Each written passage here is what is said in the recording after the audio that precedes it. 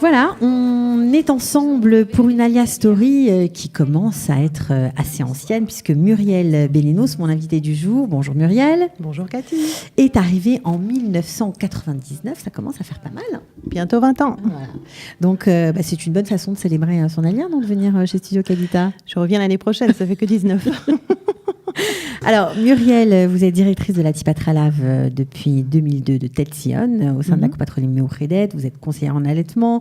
Vous apprenez aussi aux mamans à masser leur bébé. Vous avez encore beaucoup d'autres cordes à votre arc. Alors, d'abord, avant de revenir sur votre parcours professionnel tout à fait intéressant, j'aimerais savoir qu'est-ce qui a déclenché cet Alia il y a 19 ans. Alors, quand j'ai rencontré mon mari, il avait déjà son billet d'Alia dans poche. Et finalement, il n'est pas parti pour se marier avec moi. Et on a eu quelques enfants, 4 je crois, et on habitait Créteil. Et un samedi après-midi, il m'a dit, tiens, je vais aller à la Grande Sina. Il y a quelqu'un qui fait une Seudah Shlichit et qui reçoit un monsieur qui fait des aliotes de groupe. Donc, il est parti. Il est revenu. Moi, je sortais pas, bien sûr, il y avait des bébés, on ne pouvait pas porter. Et il m'a dit, on part l'année prochaine. Voilà. On est parti. Donc le monsieur qui faisait des aliotes de groupe, évidemment, c'était Shalom Var. Évidemment. On est venu avec Shalom Var, on est monté à Kfar Adoumim et on a passé une année. C'était une alia de médecins, de médicaux et paramédicaux. On était avec Dr Attal, Dr Zera, Dr Zerbi, enfin, il y avait des médecins, Dr Lisha. Beaucoup de médecins, des noms assez connus, des francophones, des médecins qui se sont très bien intégrés depuis. Voilà. Et puis après une année où on a fait l'Ulpan ensemble, des activités, des tioulim ensemble. Chacun a fait son chemin. Nous, on est arrivé à Kochav Yaakov. Mon mari est moré. Il a reçu du travail à Kochav Yaakov, donc on est venu au Yishuv. Et vous êtes installée. Voilà. Et voilà. Alors vous étiez infirmière, diplômée en France, donc vous aviez passé tous vos examens là-bas. Aujourd'hui, on entend beaucoup parler des infirmières. C'était compliqué. C'était un long parcours pour vous pour passer tous ces examens ou pas trop? Alors, il a fallu faire l'équivalence. On a tout recommencé. J'ai repassé l'examen. Je l'ai eu du premier coup, au Hachem. J'ai fait un cours C'est rare. C'est rare. J'ai fait un cours à Adassa de 3 mois, le cours Prognosa, qui est connu des infirmières. On apprend un cours pour se préparer. Voilà, exactement. Okay. C'est un peu difficile. J'étais déjà depuis 10 ans infirmière. J'étais infirmière libérale en France, et c'est vrai qu'on a oublié tout ce qui est théorie. Enfin, on l'applique tous les jours, mais... C'était pas compliqué, justement, cette ancienneté, 10 ans, on est en plein dans le travail, vous êtes seule, vous êtes votre patronne, vous avez besoin de personne, et hop, on vous dit, non, il faut retourner sur les bancs de la fac, on ne reconnaît pas ton diplôme, il faut recommencer. C'était dur ou pas ? Non, pas pour moi. J'arrivais dans un autre pays. Non, je ne me suis pas posé de questions. On arrivait dans un autre pays, les diplômes comme le permis de conduire n'étaient pas reconnus. Bon, c'est vrai que ce n'est pas très juste, il faut avouer, parce qu'on a quand même un diplôme qui est assez élevé en France. On m'a demandé de repasser l'examen, moi j'y étais en dilettante en me disant, je ne vais pas l'avoir du premier coup, donc... Pour l'instant, je ne travaille pas, mais... Vous avez bossé quand même pour l'avoir. 3 mois, oui. J'étais en cours et il n'était pas question que je fasse rien pendant ce cours, donc je révisais, j'ai préparé l'examen. Ce qu'il faut tout de suite comprendre, c'est que ce n'est pas les mêmes examens en France, ce n'est pas des cas qu'on nous donne à développer, c'est des QCM, des questions à choix multiples. Et en Israël, il y a beaucoup de questions qui reviennent. J'ai surtout tablé sur ça.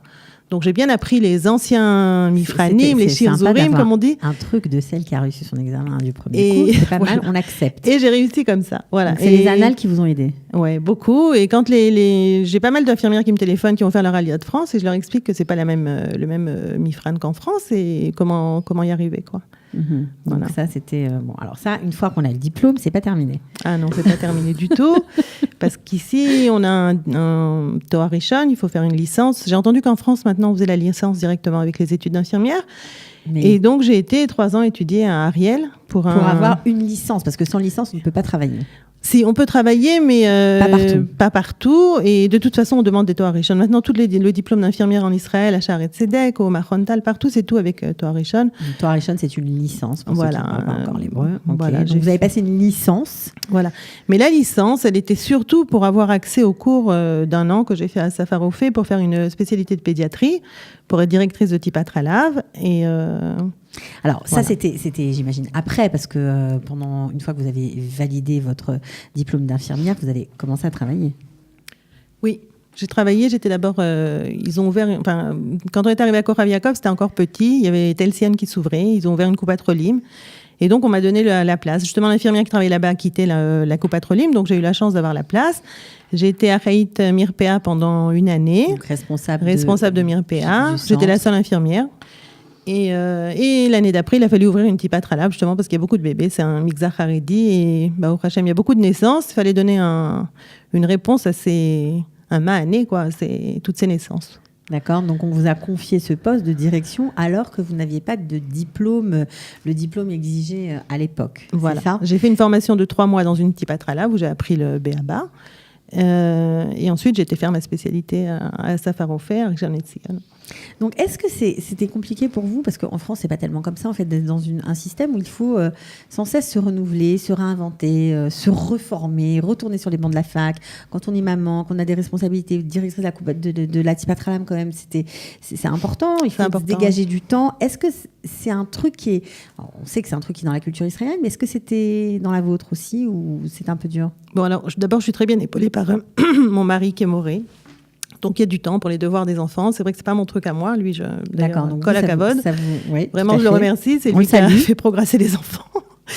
Mais ça, c'est ma personnalité, quoi. Si je fais rien, je me nécrose et il faut à tout prix que je fasse tout le temps quelque chose. Ne vous nécrosez pas, je me nécrose. Ok, donc ça me convenait tout à fait, quoi, d'étudier tout le temps et de se remettre sur la brèche et de se remettre en cause, en question. Bon, j'ai encore plein de petites formations que j'ai faites, pas bon. D'accord. Donc, cette spécialisation en pédiatrie, ça n'existe pas du tout, ce système-là en France, par exemple. Alors, en français, je pense qu'il y a l'école de puériculture. Oui, mais c'est différent. C'est pour être directrice de crèche. Voilà, la Tipat Halab, elle n'existe pas en France. D'ailleurs, elle n'existe dans aucun pays. C'est le seul pays en Israël où elle existe. Alors, Tipat Halab, c'est pas très célèbre sur les pages de Facebook, par exemple. On pourra en faire, je pense, une émission entière sur ce thème-là, parce que c'est vrai que c'est important de comprendre comment ça fonctionne. Voilà. Je pense qu'on y reviendra. Et il y a beaucoup de pays qui nous prennent en modèle et qui veulent monter les Tipat Halab. On a des observateurs des États-Unis, de France, justement, parce qu'on s'occupe du bébé, de la naissance jusqu'à l'âge de 6 ans, ce qu'il n'y a pas en France. En France, il y a des visites chez le pédiatre. Et là, c'est reçu chez nous avec différents tests, différents examens. Est-ce que c'était compliqué pour vous, cet alia ? Est-ce que le fait d'arriver, de quitter Créteil, qui était quand même une ville assez importante, très proche de Paris, d'arriver dans un village, d'être complètement déconnecté, en fait, de votre vie d'avant, quoi. C'était difficile, c'était agréable, vous n'êtes pas posé de questions ? C'est un peu difficile, surtout de quitter la famille. On n'avait pas de famille ici. Maintenant, les neveux et nièces commencent à arriver, donc ça va, les familles les rejoignent aussi. Ma mère s'est montée, ma belle-mère. Mais au début, c'était quand même compliqué. On est arrivé avec des petits-enfants.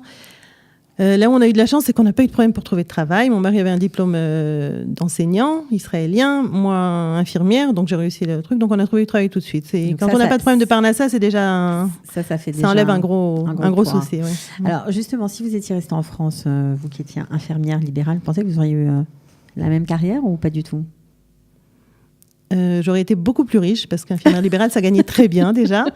Mais c'est important de le préciser, d'accord. Non, on ne peut pas comparer la vie ici et la vie en France. J'ai vécu jusqu'à 33 ans en France, je ne crache pas dessus. Mais point de vue amitié, point de vue tout ce qui est rêvrati et tout, on n'a pas tout ça là-bas, quoi. L'éducation des enfants aussi, en école, on est content de les avoir vu faire l'armée. Les filles sont au chiroute, je sais pas. C'était quoi le moment important par rapport à vos enfants, justement, puisque vous vous occupez de ceux des autres? Alors pour vous, c'était quoi? C'est l'armée? L'armée, et puis les mariés aussi. On en a marié 2, Baruch Hashem, et je suis grand-mère, ça c'est super. C'est ça, quoi. C'est toutes les choses de la vie qui ont fait que... Je sais pas, je remercie chaque chose. Franchement, je remercie le bon Dieu. Sans regret. Alors là, on voit une photo de vous. Bon, on vous voit dans l'ombre, on devine à peu près que c'est vous avec des chiffres un peu affolants, mais apparemment ils sont réels. Oui. Alors il y a 2-3 semaines, on m'a demandé de participer au Knesset du Hiton du journal Amodia, le journal Haredi. Et... Alors Amodia, c'est Amodia en hébreu. Hein, voilà. Il y a, pour ceux qui connaissent uniquement le journal Agesher, qui était anciennement Amodia, voilà, il y a aussi la version en hébreu. Voilà. Bon, c'est un public Haredi, très Haredi qui lit ce journal. Et on m'a demandé donc de participer au Knesset et de parler. J'ai choisi le thème de Betirut Yeladim, la sécurité chez les enfants. Il y a beaucoup d'accidents domestiques chez les Haredim parce qu'il y a beaucoup d'enfants dans les familles. Et voilà, donc j'ai préparé une matseguet, je ne sais plus comment on dit. Un diaporama. Voilà, un diaporama. Et j'ai parlé pendant 10 minutes pour expliquer à tout le public comment prévenir justement ces accidents. Comment on se sent quand même quand on fait un truc comme ça? C'est pas quelque chose que vous faites tous les jours. J'imagine qu'on a beaucoup de fierté d'arriver en Israël au bout d'un certain nombre de temps et de s'exprimer, voilà, d'avoir appris l'hébreu, de maîtriser tout ça, son domaine professionnel, et de pouvoir faire une conférence comme ça. Ce qui m'épate toujours, c'est que j'arrive à lire des Noalim, des dizaines de pages en hébreu, du Misra d'Abriout, et ça m'épate toujours, parce que je me dis, il y a 20 ans, j'étais pas capable de lire sans les voyelles, et que... Vous êtes arrivé, vous ne parliez pas l'hébreu? J'étais en Kita Gimel, de l'Ulpan, mais j'ai fait ma scolarité à Haute Torah, donc on a appris l'hébreu. Mais je parlais pas couramment, non. Je parlais pas... Vous saviez lire? Oui, je savais lire, oui. Avec les voyelles. C'était difficile sans les voyelles. Vous avez bien travaillé, ça c'est clair. Bon, alors on finit avec une petite note sucrée, parce que pour ceux qui vous connaissent, vous avez une passion pour les gâteaux, donc vraiment vous êtes hyper active. Vous faites tout, parce que vous faites tout bien en plus. Pour ceux qui connaissent vos gâteaux, ils sont beaux et bons. Voilà, et puis avec Carole Cohen, la célèbre coiffeuse de Korav Yaakov, on a ouvert une petite affaire comme ça. On fait des bars metoukim, des bars bonbons pour les bonbons et douceurs. Vous n'arrêtez pas. Oui, moi j'adore. J'adore la déco, j'adore la mode, j'adore tout. Sympa. Bon, on la salue, alors on lui fait un grand bonjour. Bon, en tout cas, merci d'être passé, d'être venu nous voir. Avec plaisir, merci de m'avoir invité.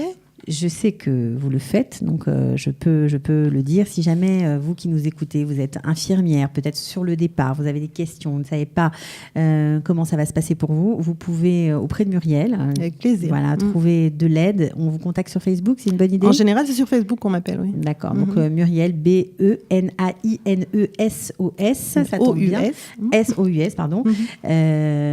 Donc comme ça, on peut vous contacter, avoir des renseignements, vous aider même. J'ai entendu dire que, je ne sais pas si c'est vrai, mais vous aidez même à préparer des examens.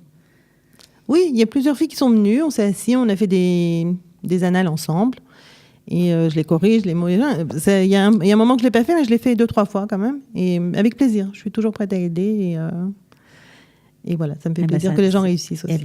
Ça, c'est une chouette parole pour terminer l'émission. Voilà. Et puis quand on dit que les Français ne s'aident pas entre eux, je pense que là, c'est terminé. Hein. C'est à Korav Yaakov, on est plein de Français, tout le monde aide tout le monde. C'est une époque révolue. Voilà. En tout cas, Muriel, merci beaucoup. Merci à courage. vous. Merci à vous. Et à très bientôt. Au revoir. Ciao.